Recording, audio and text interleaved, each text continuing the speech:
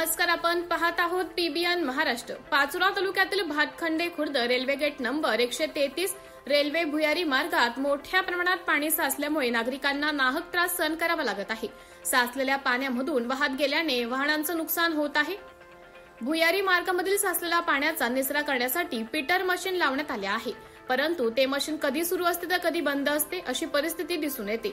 Railway भुयारी मधून साचलेले पाणी वरच्या गटारीत सोडले जाते, परंतु तेच पाणी पुढे न वाहता तिथेच थांबून पर्क्युलेशन होत पुन्हा पाणी भुयारी मार्गात मोठ्या प्रमाणात साचत असते। याबाबत ग्रामस्थांनी अनेक वेळा संबंधितांना सांगितले असता आम्ही त्या पाण्याचा उपसा करत असतो, मशीन सुरू आहेत असं सांगून बाजी मारून घेताना दिसून येतात।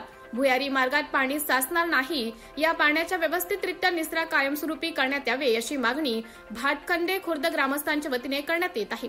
तर बघूया आज दिनांक 4 ऑक्टोबर रोजी शनिवारी रेल्वे भुयारी मार्गात असलेल्या पाण्याचा व्हिडिओ बघा। कशा प्रकारे वाहनधारकांना मोठी कसरत करून रेल्वे भुयारी मार्गातील साचलेल्या पाण्यातून मार्ग काढतात।